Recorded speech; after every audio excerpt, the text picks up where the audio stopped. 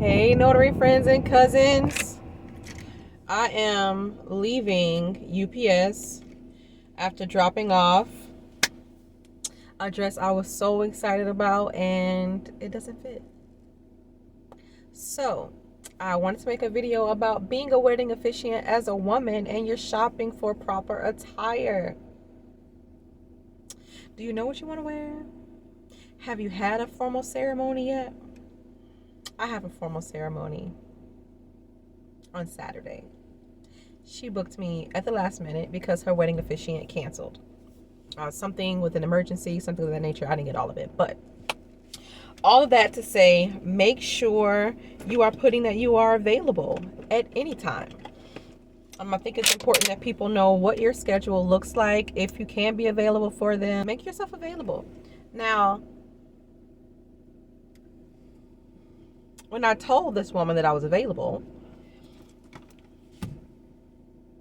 I hadn't looked at what she wanted. Now, granted, I love weddings, so it really doesn't matter what they want. I'm going to do it either way. But I had not taken a gander at what type of ceremony this lady is having, right? So she is having a formal ceremony, which means I would be wearing formal attire, which is nice because I love to get dressed up and do my hair and do my makeup. That's one of my favorite parts of doing this thing, right?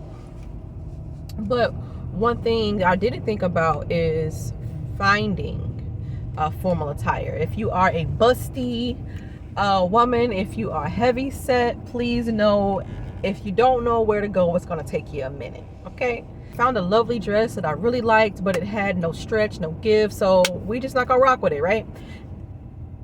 Now, if you are a wedding officiant with some season, right, you know where to find your dresses, or you have found someone to custom make your dresses for you. That's where I'm going, right?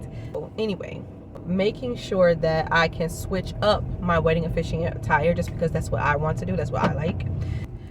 The issue with that is finding things in stores because I am a little busty, okay? And it takes a minute to find a dress that fits the bottom perfect, but up top you gotta pull it down. I hate that. So we're not doing that this time. Now, most of my dresses I do buy one size up just because, you know, I like for them to fit flowing. I like A-line dresses, just in case you didn't know that. But anyway, for the formal ceremony that I have coming up, I'm looking for something specific. I don't just like to go in the closet and pull out an outfit. I like to make sure that I match my couples. So that is what I'm going for this time.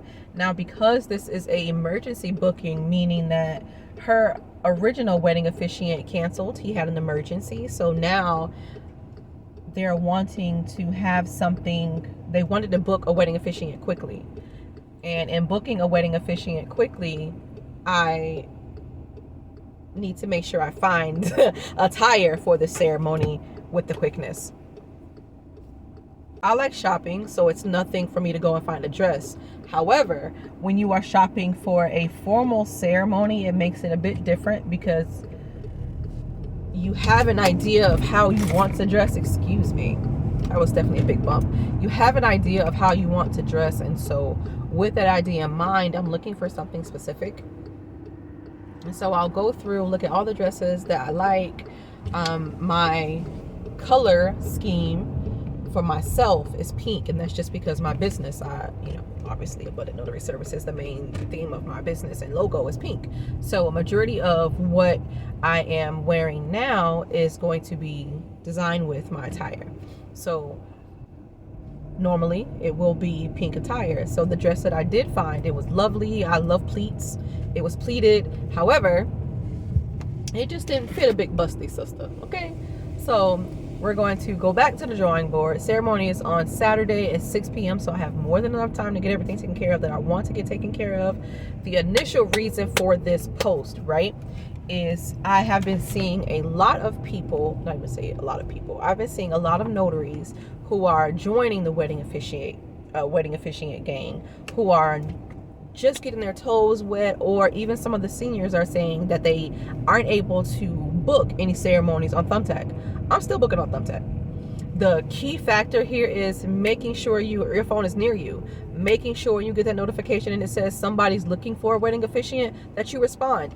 Even if, I always be going over speed bumps when I'm talking to y'all, even if, we'll go over it, even if they've already contacted another wedding officiant, it does not mean that they won't book you.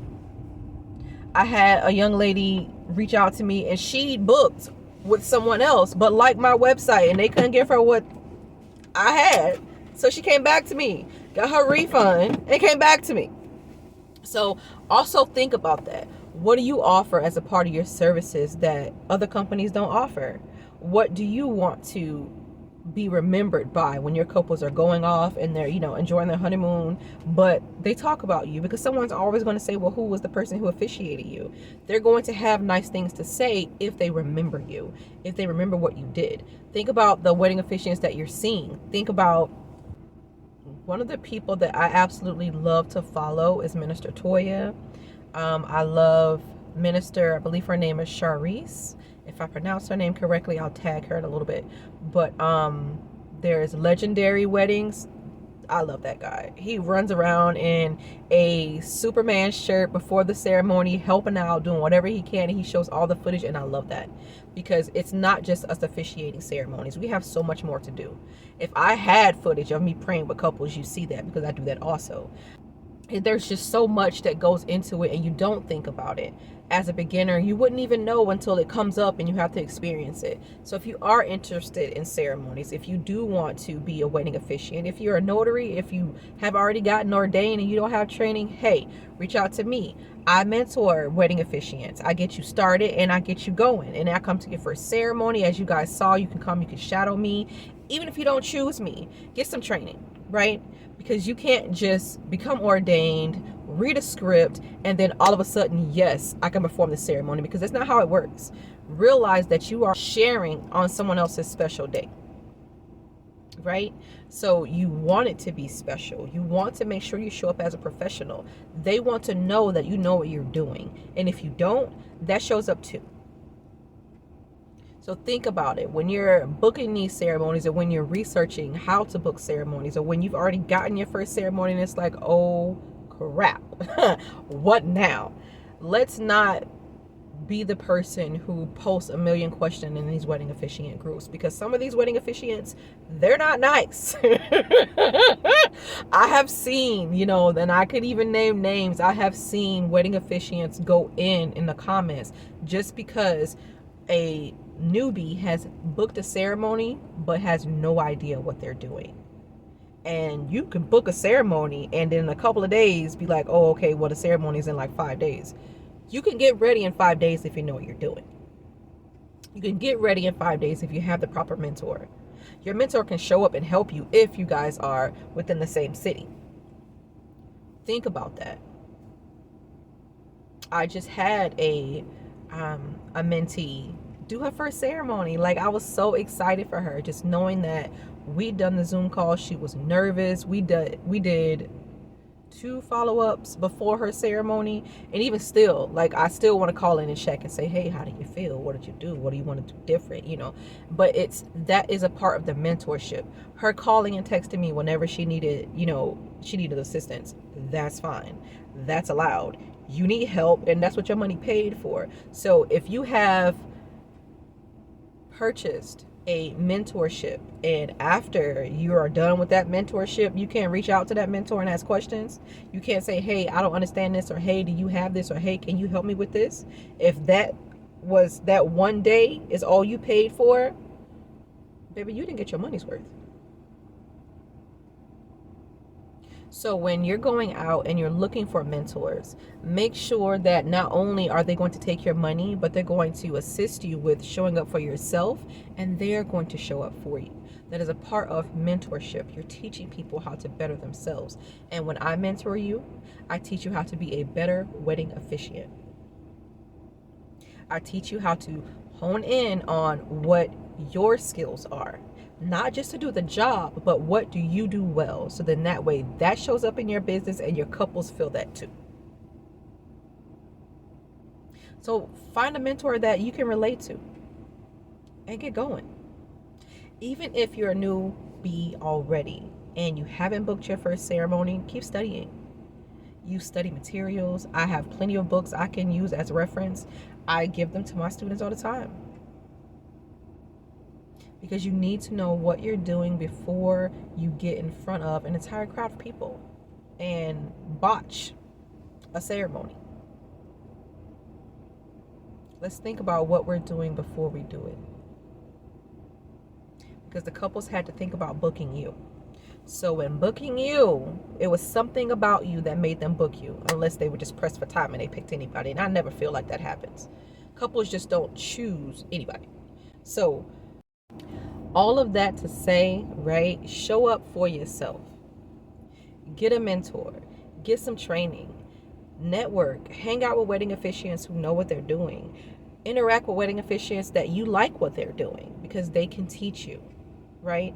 I said, I named a couple of officiants that I like, and I keep trying to make sure I say her name right. I believe it's Minister Sharice. But again, I will put their names in the video here so that way you guys can see them, because you need to be out and thinking about who looks like you. If that's how you want to get your education, do they look like you? Is this something you want to do?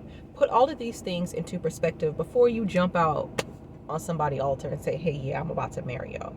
Think about it. Show up as the best version of yourself so that way you can keep those consistent 5 stars coming. I'm consistently getting 5 stars for every ceremony that I've done. Every last one of them. I'm consistently booking through Thumbtack. Yes, I'm on other platforms. Yes, I'm a preferred wedding officiant in certain places. Yes, I go to hotels and give them my cards and say, hey, if you have brides, grooms, bridesmaids, if somebody gets engaged in your hotel, give them my card. Give them my flyer. Let them know what I offer. That's worked twice. I've been hired 49 times off of Thumbtack. That sounds crazy to say, 49, but it's true. My Google reviews right now, you only see 25, but that doesn't mean those are the only ceremonies that I've completed. Sometimes couples don't leave reviews, and that's okay too. But you have to know the job that you do. You have to know what you're setting yourself up for, because I think that's important. Set yourself up for success by getting the training that you need. Think about if you were working for a regular employer. Don't they train you?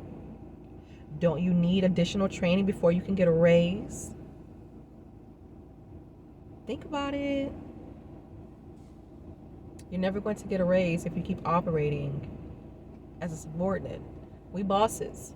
What do bosses do? We train. We get mentored. We network so we can make more money. That's what being a boss is, right?